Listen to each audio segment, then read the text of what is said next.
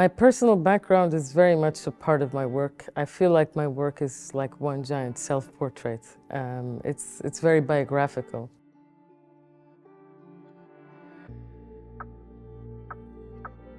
So I grew up in Kuwait and then I moved to Japan and now I'm living in Berlin.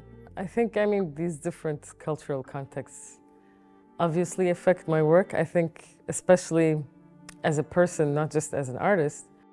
My exhibition in Göteborgs Museum of Art is titled Burning Desire and very much focused on the central topic of oil, I think. And the central work in the exhibition is a video called Crude Eye, which is a film about an oil refinery, but it actually tricks you to believe that this is a real place. But it's actually a miniature oil refinery that I built in my studio. And this element of trickery and seduction is a very important point, I think, in this exhibition. All of the works have this kind of glittering, beautiful surface, but actually hide very difficult, dark subjects behind them. And I think this is what oil does to us as well, is that it's a trickster. It tricks us into kind of believing that it's giving us convenience and wealth, but at the same time it's destroying our world, and we don't know how to kind of get rid of it in a way. A new series of work that was commissioned for this exhibition is called Spectrum 3. It's the work right behind me, and it's a series of oil drills that are kind of one-to-one scale. And I've been researching oil drills for so long. I have hundreds of different models and designs, and I'm just a little bit obsessed with them. And I was able to make 5 new pieces here that I wasn't able to realize before. And they're actually made of 3D printed plastic, which is also made of oil. So there is this kind of cyclical relationship also in terms of the material of the work. Benzene Float Pentacene is a new inflatable sculpture that was commissioned especially for this exhibition. And it's part of a series of works I'm working on depicting the chemical molecules of petrochemical substances. When scientists draw kind of diagrams of chemicals, they use these models called space-filling models. And if you just look at them out of context, they look like little balloons.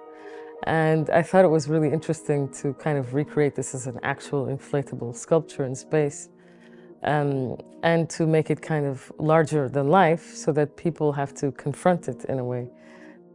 In the exhibition, there's also a series of works, glass sculptures called Man of War. It's also part of a larger series. And it's based on this sea creature that is called, actually, the Portuguese man of war. It's a colony of different creatures living together, and above the water they have this chamber that is floating, which provides kind of air for them to breathe. But actually it's also a very poisonous creature, especially to humans. If we touch it, we could die. And I find it really interesting, this kind of dichotomy between the beauty of this creature, but also its power to kind of kill. I find there is beauty in destruction.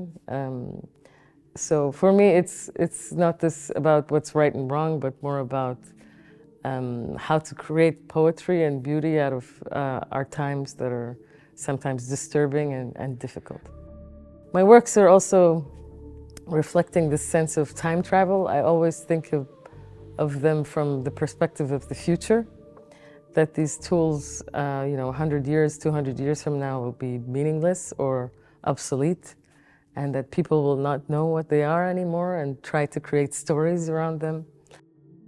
I'm a child of the 80s. I grew up with science fiction. It's kind of like second nature to me. These fantastical worlds and kind of the feeling of wanting to escape from real life. I feel like it's just a part of who I am. I also grew up with cartoons, which are not real. I even thought I was a cartoon at some point. And I feel like also these kind of cartoonish animated worlds inhabit my practice in different ways. I also think of my work as a kind of animation. It's always changing color and form in space.